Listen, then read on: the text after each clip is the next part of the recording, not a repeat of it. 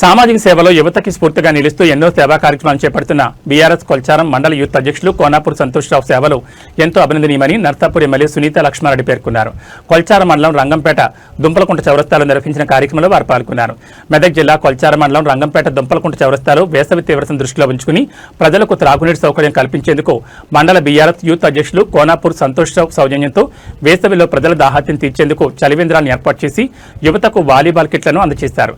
ఈ కార్యక్రమానికి ముఖ్య అతిథిగా నర్సాపూర్ ఎమ్మెల్యే సునీత లక్ష్మారెడ్డి హాజరై రిబ్బన్ కట్ చేసి చలివేంద్రాలు ప్రారంభించారు.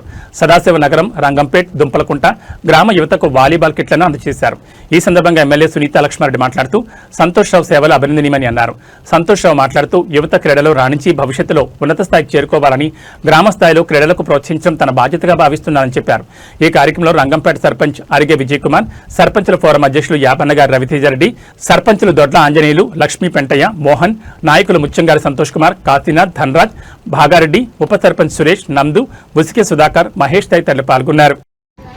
చలివేంద్రము కార్యక్రమానికి రంగంపేటలో అండ్ దుంపలకుంట ఈ రెండు పరిధిలో ఎండ తీవ్రత చాలా ఎక్కువ ఉండడం వల్ల మరి తప్పకుండా ఎండలో వెళ్ళి వాళ్లకు మంచినీరు తప్పకుండా అవసరం కాబట్టి దాన్ని దృష్టిలో పెట్టుకొని రంగంపేట బస్టాండ్లో మరి దుంపలకుంట సర్కిల్లో రెండు ప్లేస్లలో కౌంటర్లు ఏర్పాటు చేయడం జరిగింది.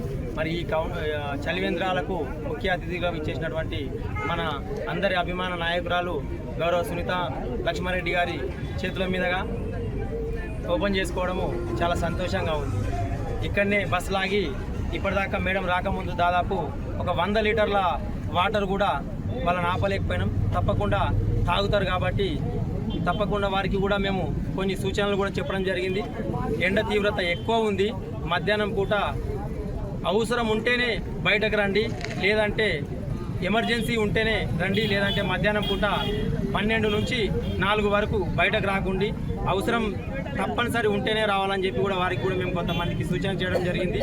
మరి దాహం అనేది తప్పనిసరి అవసరం కాబట్టి నా వంతు కార్యక్రమము వారికి మంచినీళ్ళు అందించడము మంచి కార్యక్రమం అని చెప్పి కూడా తెలియజేస్తూ మరి ఇక్కడ అండ్ దుంపలకుంట్ల రెండు జాగాల ఏర్పాటు చేసి మరి యువకులు చెడు మార్గాన పోవద్దనే ఒక ఉద్దేశంతో వాలీబాల్, క్రికెట్ కిట్లు అడగడం జరిగింది.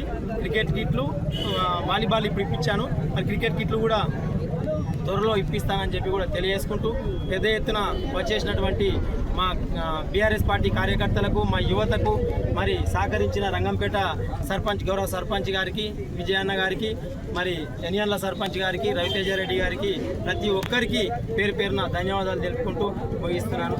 జై హింద్, జై తెలంగాణ. కొల్చారం మండలంలో రంగంపేట బస్ స్టాప్లో, అదేవిధంగా దుంపలకుంట చౌరస్తాలో ఎండాకాలాన్ని దృష్టిలో పెట్టుకొని దాహార్తి తీర్చాలన్న ఆలోచనతో సంతోష్రావు గారు మరి కోనాపర్కి సంబంధించినటువంటి మా బీఆర్ఎస్ పార్టీ మండలి యువ నాయకుడు, మరి వారి యొక్క స్నేహితులు అందరి యొక్క సహకారంతో తాగునీటిని ఏర్పాటు చేయడం జరిగింది. చలివేంద్రాన్ని ఏర్పాటు చేసినందుకు వారిని మనస్ఫూర్తిగా అభినందిస్తూ ఉన్నాను. ఎందుకంటే ఈరోజు చూస్తూ ఉన్నాం, ఎండల వేడి ఎక్కువైపోతుంది, వేడి గాడుపులు వస్తూ ఉన్నాయి, హీట్ వేవ్స్ వస్తూ ఉన్నాయి.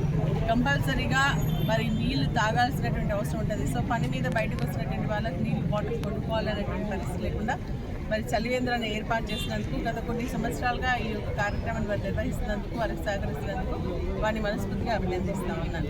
అదేవిధంగా స్వచ్ఛంద కార్యక్రమాలకు మరి వారు నిలయం. ఎందుకంటే గతంలో కూడా మనం చూడడం జరిగింది, ఖోఖో, అదేవిధంగా వాలీబాల్ కిట్స్ కూడా ఇప్పించడం జరిగింది.